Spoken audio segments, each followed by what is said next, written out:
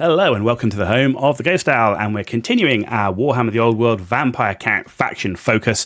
We've seen the Lords, we've seen the heroes, and now we're on the core units, that basic line infantry, looking at the 8th edition army book and seeing how those units played, how they might play in Warhammer The Old World's index/legendary rules that the Vampire Counts are going to get. So, first up, we've got the zombies. Stats: low everything, equipment none. The minimum unit size was 20, and they could have a musician and standard bearer, but no champion. Now, rules-wise, they always strike last, and they have the generic undead rule. They also have the newly dead rule, which says units can be increased beyond their starting size with the invocation of Nehek, and gain an extra d6 models. Well, that's pretty nice. Zombies, terrible line infantry. They're not there to have any output really whatsoever. Their real only use is being a tar pit to slow down or stop enemy units long enough for an elite unit to get a flank charge. However, given they can be increased beyond their starting size, the extra d6 models from invocation, they're only 3 points per model, they're actually a really good tar pit. And units of 40 plus were not uncommon. Unfortunately, the miniatures at the time did not look great, in my opinion. You can see them in the center here. They kind of look a bit goofy.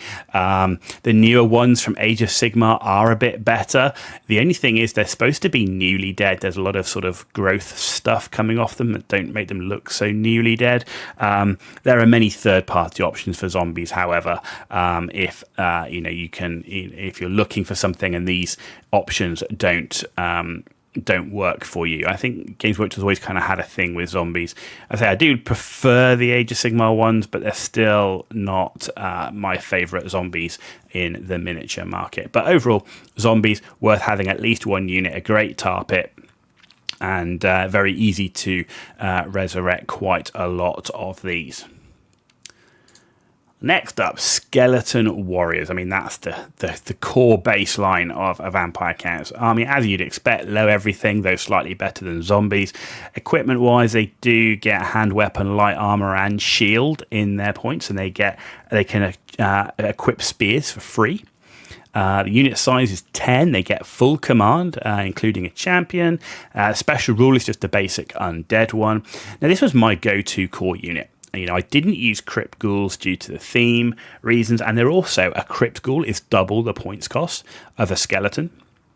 Normally fielding at least 2 times 20 blocks with a necromancer, Viking, or vampire in the unit, depending on how I'm building my list. And at 100 points for 20 skeleton block, this was even needed just to meet your core tax, because you had to take a minimum of core, right? So, the increased cost of +1 weapon skill, initiative, and leadership over a zombie, however, could have an impact against the enemy core infantry. So while the zombie can probably tar pit a bit better with those extra regeneration rules, the great thing with the skeletons was they could still tar pit. You can still resurrect the skeletons, but they have just enough. They can actually maybe do a little bit of damage back, certainly to basic enemy infantry units. Halberdiers, swordsmen of the Empire, that sort of thing, clan rats, and so on. They could at least do some damage back, and they do have that light armor and shield, which is quite nice. So, as you can see here, you've got the older style of Skeleton Warriors. Actually looked pretty good overall. They were just really, really fragile. The joints on them were a bit rough, I have to say, and they would easily break. Arms in particular were the ones to fall off, and heads. Here we have the newer ones from the Age of Sigmar range. I think these look awesome. This is another unit I think they Games Workshop have done a really good job of updating the Skeleton Warriors, known as Death Rattle in Age of Sigmar, but put them on some square bases. I think they would look really quite nice as basic Skeleton Warriors in Warhammer The Old World. I think they look great. So there you go. That is the Skeleton Warriors. Next up, we have, the really goofy looking Crypt ghouls. Stats wise, okay, they got above average toughness and attacks for line infantry, but they got lower initiative and leadership, no equipment, so no armor save. Unit size is 10 plus. They can only have a champion, so there's no musician or stand bearer, and that can be important. When moving formation, when combat result, and so on. They do get poisoned attacks, however, that's kind of their benefit. But I never used them in my army due to the theme. I also don't think they're a great option. 10 points per model, which is double a skeleton warrior, with the only benefit being +1 weapon skill, +1 toughness, and +1 attack. They've got no musician, no standard bearer, no armor save, and while they're also still undead. So, they're not even counted as living, so they still have the issue where they can't march unless near the general. So Vampire Count's core is really attacks that should be minimized in points and maximized in bodies for tar pitting. And ghouls just didn't really fit the bill for that. And again, for me as well, the theming didn't fit. And I really don't like the look of the Crypt ghouls. It is not something that aesthetically I personally like. And finally, up for the Vampire Count's core units are the Direwolves. They got high movement at 9, low initiative and leadership, equipment none. They can be 5 to 20, and they can actually have a champion, which is a Doom Wolf.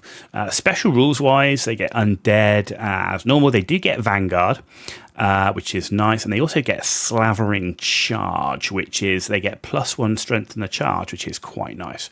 Unit of 5 to 10 wolves was often taken as a move blocking unit, or one to threaten enemy war machines, or even shut down a turn of shooting on an archer unit. The high movement and +1 strength in the charge meant they could actually do some damage to archers and war machine crew. The lack of fly, however, could be a problem because they could also be move blocked. You can't fly over stuff. And at 80 points for 10 is always a choice between them and the bat swarms. However, points in the special category does have better options. So if you do need to make up your core tax, then 5 to 10 units of direwolves could be nice. Again, I felt the direwolf models weren't the best back in the day, but if you look at the new ones for Age of Sigmar, man, these do look very nice indeed. They actually look more like proper wolves, undead style wolves. So I really do like that. Again, another win for Games Workshop in updating the miniatures and looking great in my opinion. And there you go. That brings us to the end of the Vampire Counts core. No real surprises there. Zombies, skeletons, ghouls, and direwolves. Exactly what you'd expect from Vampire Counts, and their quality also what you'd expect. Vampire Count's quite an interesting army because it's not a truly horde army. It's kind of this mixture of kind of this low quality horde with these uber quality elite units behind them. There you go. That's the end of this episode. If you liked it, give it a thumbs up. If you didn't know, give it a thumbs down, but let me know why in the comments down below so that we can improve the quality of the content. And as always, please hit that subscribe button. Free for you to do, means a massive amount for me, so thank you for that in advance. You've been watching The Ghost Hour. Tune back in for a look at the Vampire Counts Special Units Part 1.